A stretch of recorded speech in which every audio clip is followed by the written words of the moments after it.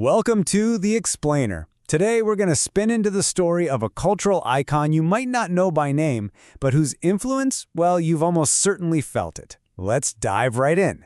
Okay, so this sounds like the setup to a really strange joke, right? A TV ninja from feudal Japan, a giant alien superhero, and some of the most, well, let's say complex thinkers of the 20th century. What on earth could possibly tie them all together? The answer is this guy, a beloved Japanese pop culture hero named Kazaguruma no Yashichi. You could translate that as Yashichi of the Pinwheel. For decades, he was one of Japan's biggest TV heroes, and his story, it's just this amazing rabbit hole of passionate fans, wild connections, and some seriously deep cultural meaning. So, first things first, who exactly is this legendary man with the pinwheel? Let's, open up his file. So Yashichi is a former ninja. He works as a secret bodyguard for a historical figure, Lord Mito, in this super long-running TV drama called Mito Kōmon. To the public, he's just a regular guy, a humble soba noodle shop owner, living with his wife and daughter. But when danger shows up, he becomes this shadowy protector. And he is not just some background character, not at all. In the world of the show, Yashichi has this unique, almost sacred position of trust. He operates outside the main group, gathering intel, and then, at the most critical moment, he steps in. He's basically the Lord's secret weapon. And that kind of cool, mysterious vibe created an incredibly passionate fan base. I mean, get this. One fan said he got so hooked on the character as a teenager, he now just fast-forwards through whole episodes just to watch Yashichi's scenes. That's some serious dedication, right? For him, it's not about the show, it's about the man with the pinwheel. And you absolutely cannot talk about Yashichi without talking about his signature item.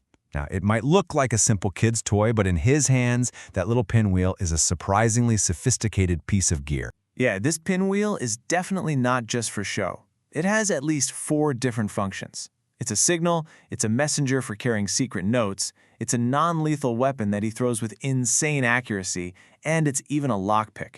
It's like the Swiss Army knife of feudal Japan. What's really cool is that the prop itself actually evolved right alongside the character. In the beginning, it was super simple. Basically a BBQ skewer with some paper stuck to it. But as Yashichi's legend grew, so did the pinwheel. It became this heavy-duty, square iron rod, a real weapon. And that inspired fans to start making their own. And making one is actually pretty straightforward. Fans have it down to a science. All you need is a few basic things. Some red Japanese washi paper, a bamboo chopstick, and a little wooden bead for the front. Put it all together with some strong glue, and suddenly you have this tangible connection to the hero. You're holding a piece of the legend. And the cultural reach of this guy is just staggering.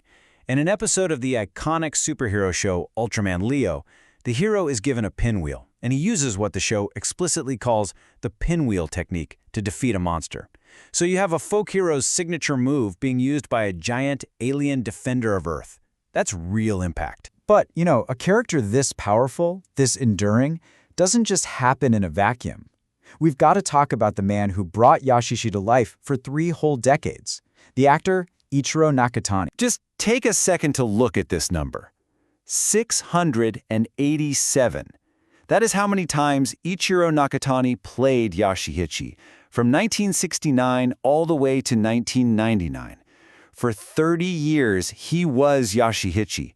That kind of commitment to a single role is, well, it's almost unheard of today. And this is where our story gets a little weird. Nakatani was born in 1930, and he passed away in 2004. Well, it just so happens that the famous French philosopher Jacques Derrida was born and died in the exact same years. It's a bizarre coincidence, right? And it kind of hints at the deeper, more analytical way we can look at a character like Yashichi. Just hold on to that thought. When Nakatani passed away, the actor who played his boss, Lord Mito, gave this incredibly moving tribute. In his eulogy, he said, simply, "I wanted to see your Yashichi one more time." Wow, it's a heartbreaking testament to how completely Nakatani became that character and the deep bond he had with his co-stars. So it's this intense connection between the actor, the character, and us, the audience, that gives a pop culture figure their real power. But that power also opens up a much deeper question. What does our devotion to a hero like this actually say about us? about our culture and our values. Which brings us right back to our philosophers. I know it seems odd to apply dense, critical theory to a TV ninja, but it's a really fascinating way to understand the work a character like Yashichi does in our culture. So a thinker like Friedrich Nietzsche, for instance, he would have had some issues with what he called noble heroes. His argument was that these perfect, idealized figures like Yashichi, they just reinforce old-fashioned morality, and in doing so, they can actually stop us from confronting our own messy, complicated human selves. Michel Foucault, he would have come at it from a different angle. He would see the story of Yashichi as a narrative of power. Think about it. A loyal agent secretly enforcing the will of a good and wise leader. That story reinforces the idea that authority is good, that its power structures are there for our protection, which can be a pretty effective form of social control. And Jacques Derrida, our actor's cosmic twin, he would have used deconstruction. He'd look at the simple good versus evil setup in the show and just pull it apart. He might point out that by focusing only on Yashichi, the lone hero, the story makes us ignore all the societal factors, the pure luck, and the network of support that actually makes success possible. This gets to a really important distinction, one that fans have actually debated. How do we learn from our heroes? Is it better to follow the fictional pinwheel way of a character like Yashichi or the real-life martial arts philosophy of someone like Bruce Lee? One is a perfect story, but the other is a practical, if imperfect, system for the real world. Look, this kind of deep dive isn't about ruining the fun or tearing down a character we love. Not at all. It's about asking a much more interesting question. Why do we, as a culture, create and cherish figures like Yashichi in the first place? What deep, fundamental need does he actually fill for us? And in the end, that's the real question Yashichi leaves us with. Is a hero just the person we see on the screen? Or is he maybe a mirror, reflecting our own deepest values, our anxieties, and the ideals our culture chooses to believe in? What you see in the spin of that pinwheel, it might just say a lot more about you than it does about him.